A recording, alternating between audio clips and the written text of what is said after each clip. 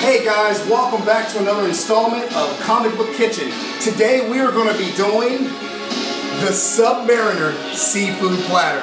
Now everybody knows he's the Atlantean prince, the Submariner.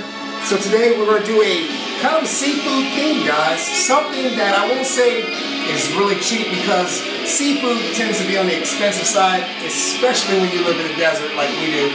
But you know, we're going to have a little fun, we're going to splurge a little bit, so let's have some fun. Let's talk about what goes into making this magnificent seafood platter. Now, we wanted to add a fish. We could have used tilapia, we could have used whiting or whatever, but what better than going with a good old Southern classic.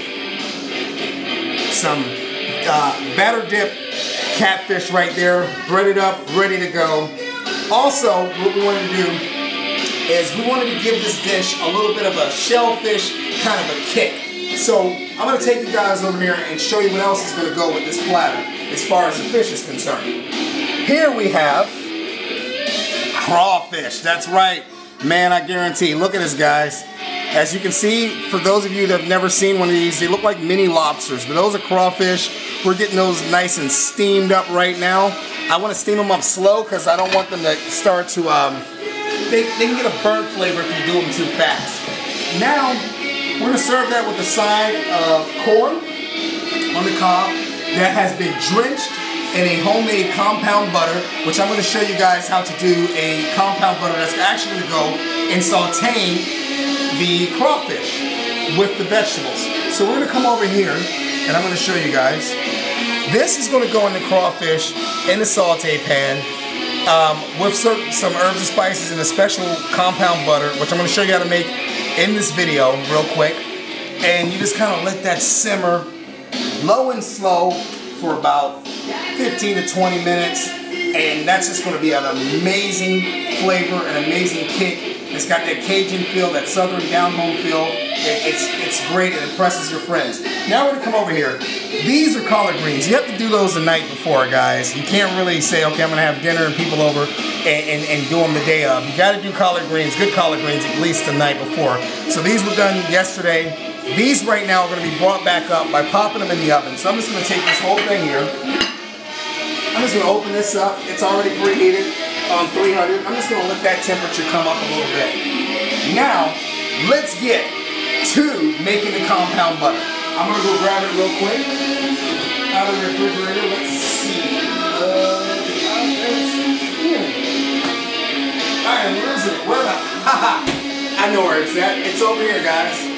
Here we are. Some softened butter. Just simple stuff. Unsalted. You do not want to use the salted stuff because that's going to be really nasty, because we're going to be adding some herbs and spices to this. So, let's go over here into my little, I call this the quick cook cabinet. Alright, this is where I keep all my spices to just kind of grab real fast and things I can have on hand. I have another one over here where it's everything that you could ever possibly want, but that's not as organized as the quick and grab, snatch and grab one here. So what I'm going to do is we're going to need garlic powder. Bam! We're going to need a little bit of chili powder, just a little bit. We're going to need this, a Southern classic.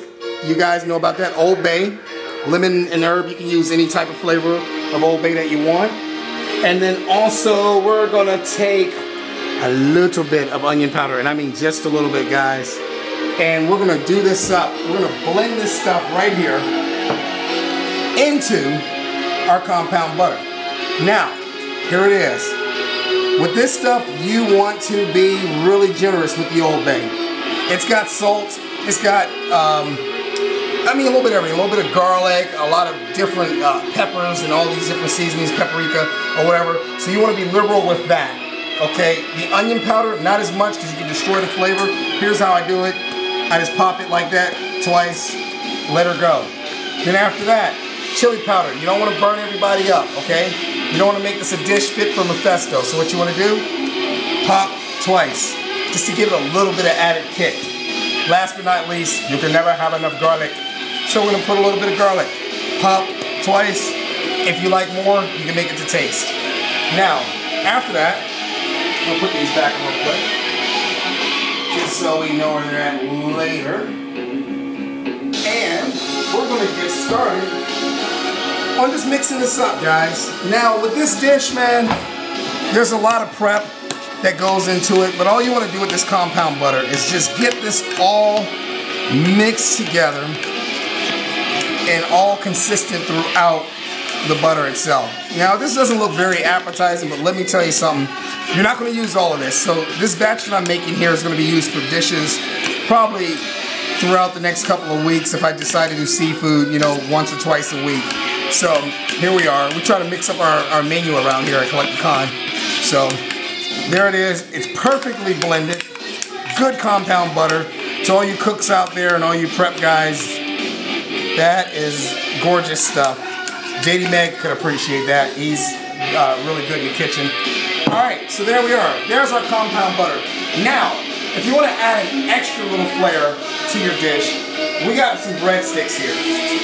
Now, what I'm going to do is, I'm going to actually cook the crawfish and saute it in this compound butter, but I'm actually going to take that same butter and lightly glaze these breadsticks with it, throw them in the oven for just a short period of time, just to knock the chill off of them, give them a lightly toasted effect, and serve those with the dish. But I'll do that last because you don't want to do the bread first. You want to do that last so that it comes out piping hot and still got a nice crispy but yet soft texture on the inside. So we're going to end this video right now, part one, with the doing of the compound butter. We got the crawfish going. We got our oil heating up for the catfish. And I'm going to come back and show you guys how we're going to do those crawfish in the saute pan. So until next time, watch the next video. I'm out of here, guys.